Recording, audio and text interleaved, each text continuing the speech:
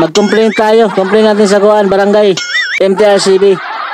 Sabi po nilang nagmura umano si Buboy Villar.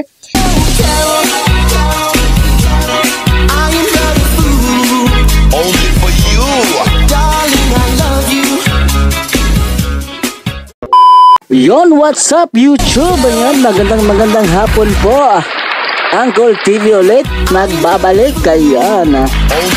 Kumusta kayo dyan?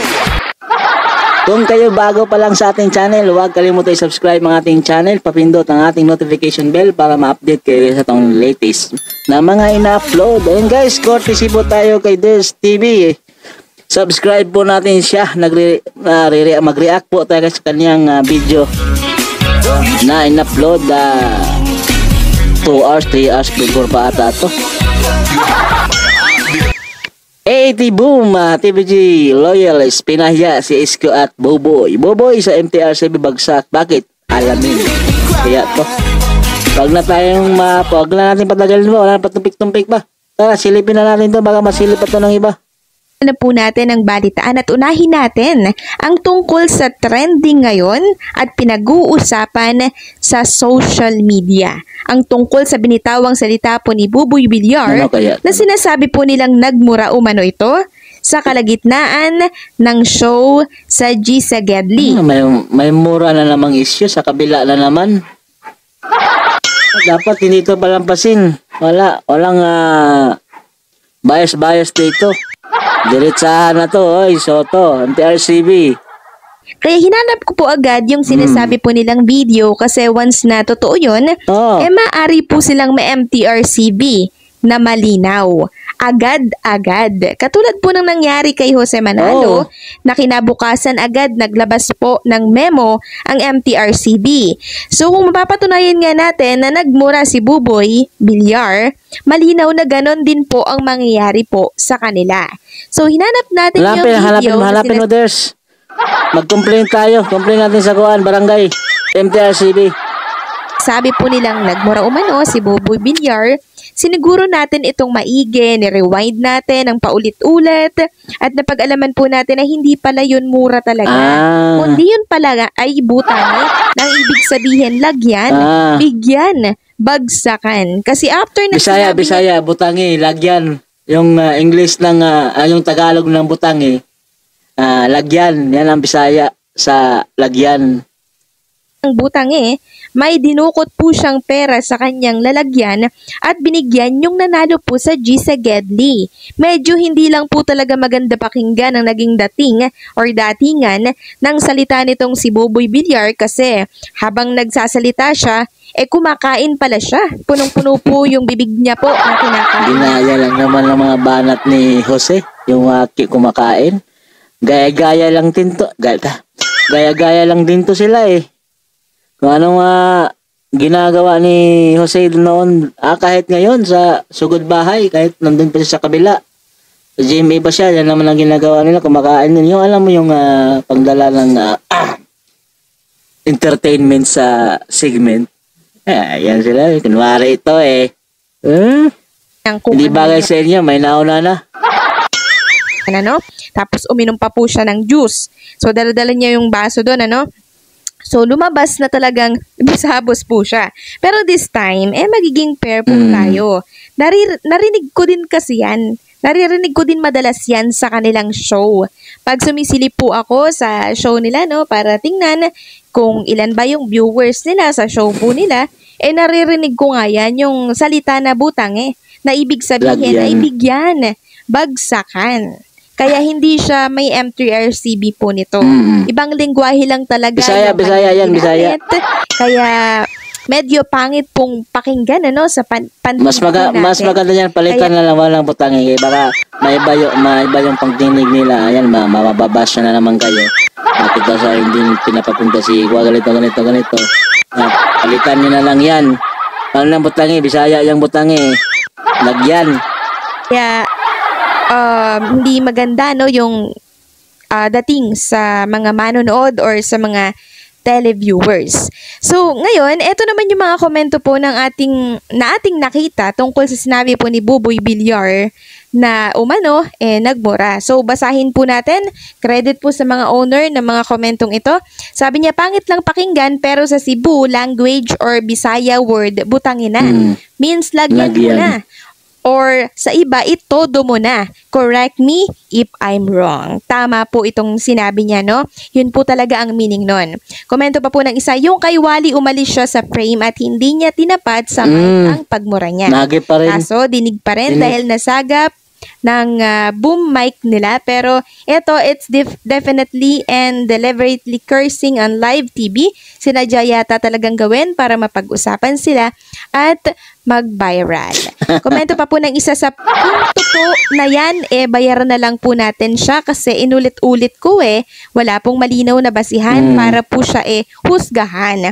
I-80 po ako, pero yung kay Buboy napakahirap nating patunayan yan. Na lang po, yan na lang po natin sila kasi nirewind mo na Ders, di ba?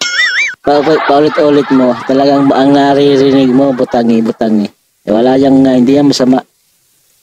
Laman silang mararating. Sabi naman po ng isa, yeah, that is butangi na means bigyan mo na or lagyan mo na. That is Visayas word. Yan, naintindihan na yung butangi ha. Pa po ng isa, totoo ba to? Nako, MTRCB na yan. Kakasabi lang ni Paulo, don't say bad words. Sabi pa po ng isa dito, pwede naman kasing butangi lang, banggitin, pero dinugtungan niya ng ina. Kaya masama talaga pakinggan, nagmura si Buboy harap ng kamera. O bakit hindi pakialaman yan? Ni Rendon Labading, yung ginawa ni Buboy.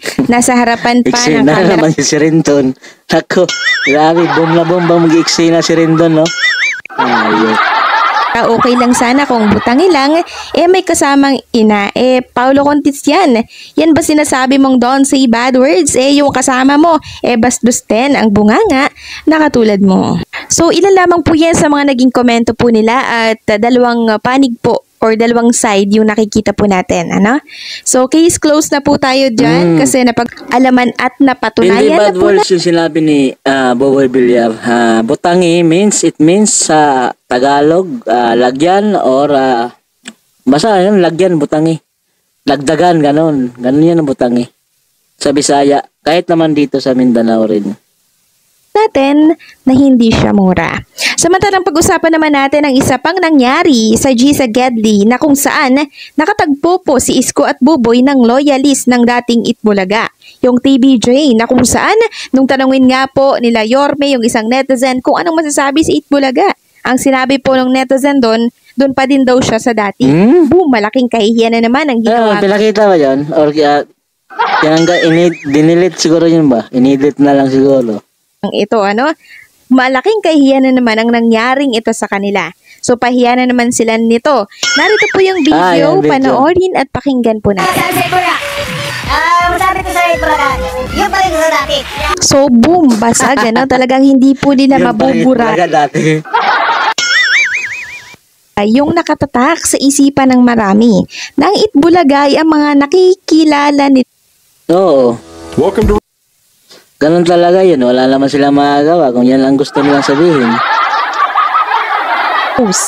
Dati pa na sina Tito, Big at Kaya nga Joey. sinasabi natin, it's iconic. TVG is iconic. Tito Vic and Joey. Wala nang makakatibag pa yan na kahit ano pang gagawin nyo, yun pa rin yan sila. TVG at Bulaga, dalawang pangalan ang kadugtong yan. Pangalawang pangalan nila yung Itbulaga Po lamang. Araw-araw talaga silang mababasag dahil milyon-milyon ang mga taong supporters ng TBJ. Masosorpresa na lang po talaga yung mga galamay ng tape na ang mga nasa harapan na po pala nila mga maka-TBJ loyalists. Kasi nga, hanggat hindi po nila binabago yung title na gamit nila na Itbulaga, asahan na po nila na laging nakadikit sa kanila yung anino po ng TBJ. Yun po yun. Kung binabago po nila yung title po nila, di sana may na-build na po silang mga solid na supporters nila talaga. Palitan na lang nilang pangalan, siguro maging maayos pa ang lahat. Po sila nakakapit sa signature or sa trademark ng TBJ na Itbulaga. Ano ba kasi yung kinatatakot nila? Na tuluyan silang bumagsak pag wala po sa kanila ang trademark na Itbulaga? Na, 'di ba? Parang kung yun, kapit sa trademark na pangalan na Itbulaga, parang alam mo yung nakasan nagkagano'n na lang sa pangalan. pangalang, yun na po yung nagiging rason, yung trademark na Itbulaga nila, kung bakit sila patuloy na bumabagsak ngayon. So, ibigay na po nila yan sa TBJ or kay... Ay, hindi nila bigay yan, Ders. Matigas ang ulo. Wala. Hindi yan bigay. Doon na lang yan sa kasuhan aabot. Kasuhan na lang ang pagitan dyan. Kung sinong mananalo. Master Joey De Leon, kasi yan lang po yung tanging susi tungo sa mapayapang show na Correct. Correct ka, Ders. Wala lang mga issue. Tapos...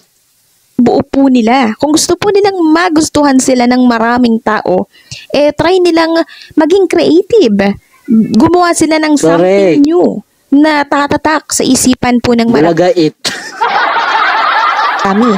Hindi yung tinatak na po ng TBJ sa buong Pilipinas, sa buong mundo. Kasi patuloy talaga silang mababash nito. Patuloy na nakadikit sa kanila ang anino ng TBJ na ayaw naman nila, di ba? Ayaw naman nilang mapakinggan. So kung ayaw nilang mapakinggan, gumawa sila ng something new na trademark na siyang kanila po talaga. Yung tatatak, no? Yung tatatak sa isipan ng tao din. Hindi yung trademark, no, ng Itbulaga. So in that way, hindi na po sila araw-araw mapapahiya. Yun eh. Correct. Yun ay kung papalitan po nila yung Ay, isa lang signature. kasi ang solusyon dyan. Wala, palitan nila yung pangalan. Kasi hanggat dala-dala nila yan, wala. Walang magbabago. Ganon pa rin. Nila or yung titulo po nila, no? Kasi pag yun ginawa po nila, sure ball na magugustuhan po sila ng maraming tao. So ano po ang masasabi ninyo sa update So nito? guys, ayun, isa naman panibagong reaction video ang ating natapos.